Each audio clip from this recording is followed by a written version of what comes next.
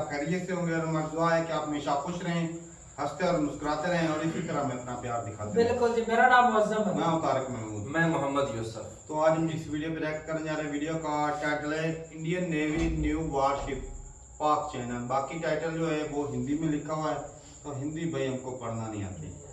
और देखा जाए तो भाई आजकल जो इंडिया है बहुत सारा बजट वो डिफेंस के ऊपर खर्च कर रहा है, चाहे वो नेवी हो, चाहे एयरफोर्स हो, चाहे वो आर्मी हो, हाँ जो भी हो। तो मतलब हर लिहाज से अपने आप को सिक्योर कर रहा है। तो वीडियो देखते हैं और अपना रिव्यू करते हैं। कौन करते हैं जी? 1 2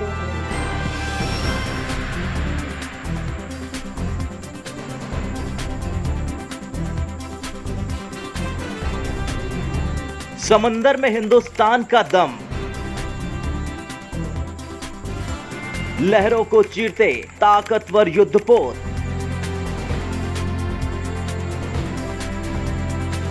गहरे पानी में गोते लगाती पनडुब्बियां, जल से लेकर नभ तक मिसाइलों का पहरा।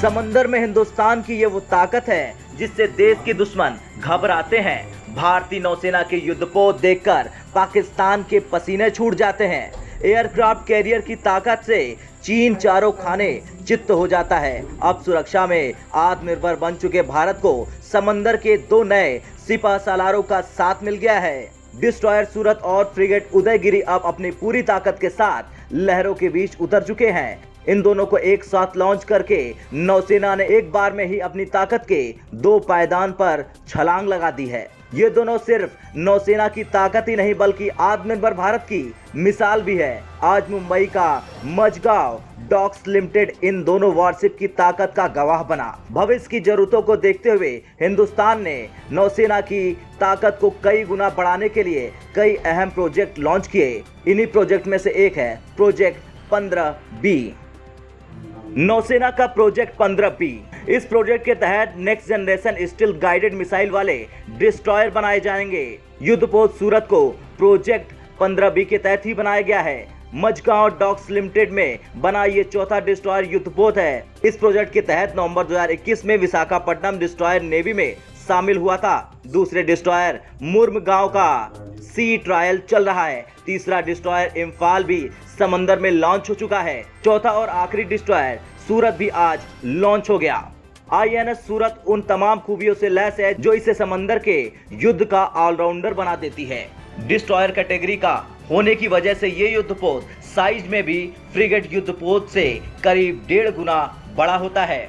युद्धपोत सूरत स्टील टेक्नोलॉजी से लैस डिस्ट्रॉयर है। दुश्मन के रडार इसे पकड़ नहीं सकते। सूरत से गाइडेड मिसाइल लॉन्च की जा सकती है। रिवर्सिबल गैस टरबाइन टेक्नोलॉजी से ये लहरों पर बेहद फुर्तीला है। इसकी लंबाई 163 मीटर है। इसका वजन 7400 टन है। ये युद्धपोत एंटी सबमरीन वॉरफेयर का महारथी है। स्टील तकनीक की वजह से इसे एक ऐसा सुरक्षा कवच मिल जाता है जिसे दुश्मन के युद्धपोत इसे पहचान ही नहीं पाते। इस युद्धपोत में सतह से सतह पर वार करने वाली मिसाइलें मौजूद हैं। साथ ही सतह से हवा में मार करने वाली मिसाइलें इस युद्धपोत की ताकत को और बढ़ा देती हैं। हिंदुस्तान को महफूज रखने में नौसेना बेहद अहम किरदार निभाती है। भारत 3 तरफ से समंदर से घिरा है, लिहाजा दुश्मन के हमलों का खतरा भी 3 तरफ से होता है। ऐसे में नौसेना अरब सागर, हिंद महासागर और बंगाल की खाड़ी में भारत के लिए सुरक्षा घेरा तैयार करती है। अब 2 नए युद्धपोतों की मदद से नौसेना ने सुरक्षा का एक ऐसा चक्रव्यूह रच दिया है जिसे तोड़ना किसी भी दुश्मन के बस की बात नहीं है। ब्यूरो रिपोर्ट, भारत तक।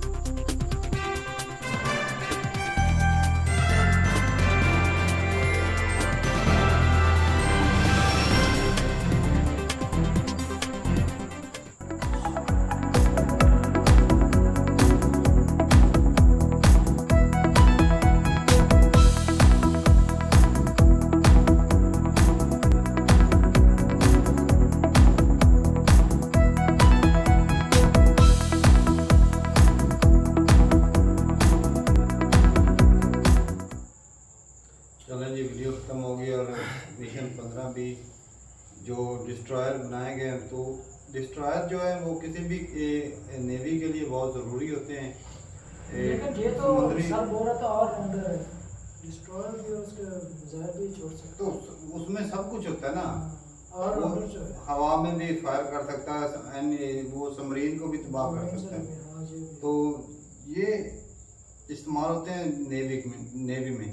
तो इंडिया के पास वैसे इंडिया के लिए अच्छी खुशखबरी है भाई हाँ। उसके पास बजट लेकिन- है इकोनॉमी है वो कर लेकिन सकता देखा है। जाए तो जो सबसे ज्यादा हैवी जो है ना डिस्ट्रॉयर वो मेरे ख्याल में अमेरिका और चाइना के चाइना पास के है। पास। इसकी तो 14,000 तो पाकिस्तान के पसीने क्यों छूट गए भाई? पाकिस्तान पाकिस्तान के के पास- इसलिए छूटेगा पाकिस्तान के पास इतनी लैस हथियारों से मिसाइल क्योंकि नहीं इंडिया है। के पास जो चीजें हैं वो पाकिस्तान के पास नहीं है। नहीं। चलो ना, वो पाकिस्तान कुछ जो है ना वो अर्सा- चाइना से लेता है लेकिन इंडिया कुछ को अर्सा खुद पहले बना गिफ्ट रहा किए है। थी फ्री गेट्स जो वो भी इसी तरह जिस तरह ये डिस्ट्रॉयर होता है ना वो फ्री गेट भी होती है वो भी इसी तरह के ही होते हैं हथियार। उसमें भी रडार लगाता है मिसाइल सिस्टम होता है अटैक कर मतलब इस तरह के सारी चीजें लगी होती हैं उसमें भी। लेकिन ये थोड़ा सा डिस्ट्रॉयर जो होता है ये मेरे ख्याल में महंगा होता है और बड़ा होता है साइज में भी। और फ्री गेट भी काफ़ी साइज में बड़ी होती है इतनी छोटी भी नहीं होती। और देखा जाए तो जो दुनिया में सबसे ज़्यादा जो जदीद है वो फ्री गेट या वो मेरे ख्याल में है अमेरिका के पास और उसका साइज बहुत बड़ा है। भाई वो टेक्नोलॉजिकली वो उनसे बहुत ज्यादा आगे मतलब पूरी वर्ल्ड से वो आगे में सुपर पावर है ना। और देखा इसलिए तो चाइना भी- देखा जाए तो लेकिन जिस लिहाज से इंडिया वाले कर रहे हैं ना आहिस्ता आहिस्ता ये डेवलपमेंट करेंगे आईटी क्लास आगे बढ़ेगा तो ज्यादा नहीं, जो तरक्की तो वो हथियारों से लैस कर रहे हैं ना। बिल्कुल वो हथियार तो है भाई हथियार तो इस्तेमाल होंगे। और देखा जाए तो भाई चाइना जो है उसकी नेवी बहुत पावरफुल है। सही। उसके पास जो सबमरीन है वो 80-90 के करीब है अच्छा। और इंडिया के पास 22-23 है। 22 देश। तो देख लो कितना डिफरेंस है। और पाकिस्तान भी नहीं खरीद रहा था उनसे 8-9 सबमरीन। हाँ पाकिस्तान भी खरीदेगा। वैसे काफ़ी चीज़ें जो है वो गिफ्ट की हैं चाइना ने अच्छा। डिफेंस के लिए। इंडिया को काउंटर करने के लिए चाइना ने काफ़ी कुछ चीज़ें दी हैं।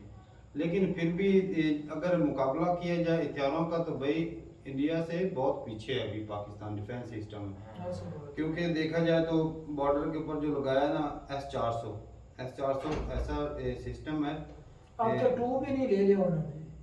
हाँ वो तो दूसरा भी आ गया ना। हाँ। लेकिन वो यूसुफ ऐसा सिस्टम है कि 600 किलोमीटर की रेंज के अंदर जो भी चीज़ आएगी एयरक्राफ्ट आएगा या मिसाइल आएगा कर सकते हैं। उसको डिटेक्ट कर सकता है।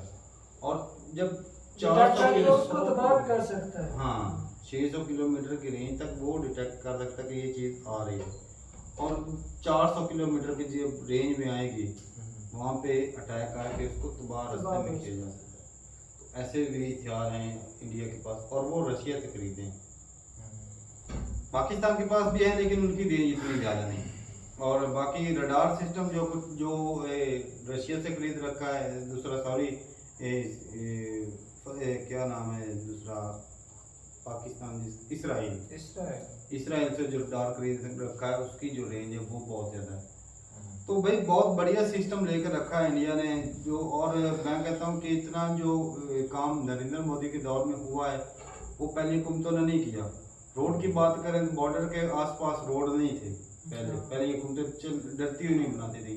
कहते थे कि अगर दुश्मनी इन रास्तों से अंदर होके आ गई फिर हाँ तो ज्यादा स्पीड से अंदर दाखिल हो जाएगा इंडिया के। क्योंकि ये सोचती इसलिए खस्ता हाली रोड। लेकिन जो आज की सोच ये है कि अगर हम खुद उन रास्तों पर जाकर उन रास्तों पे जाएंगे और जल्दी सामान तो पहुंच इसलिए जाएगा। सामान जल्दी पहुंचेगा आदमी जल्दी तक सामान जो हथियार सामान चाह रहा है वो जल्दी जल्दी पहुंच जाएगा। देखो सोचने में कितना भाई फर्क जितना है। ज्यादा स्पीड से पहिया घूमेगा उतनी ज्यादा तरक्की भी तो जितनी ज्यादा तरक्की कर रहे हैं इकॉनमी बढ़ रही है उतनी ज्यादा डिफेंस के ऊपर भी खर्चा अच्छा तारक भाई ये जो बना रहे हैं हालात ये अपनी मदद आपके तहत ना जो बाहर वाली कुछ टेक्नोलॉजी टेक्नोलॉजी बैठ के और ये इंडिया में भी बन रहे हैं। और इंडिया का जो सबसे बड़ा जो है ना वो हथियार है भाई वो NS विक्रांत वो एक है एयरक्राफ्ट कैरियर जिसके ऊपर काफ़ी जो है वो फाइटर जेट जो हैं या हेलीकॉप्टर हैं वो समुंदर में ले जाए जा सकते हैं। और वो बेड़ा सा इतना बड़ा था उसके ऊपर वो होते हैं उसके ऊपर रडार सिस्टम लगा होता है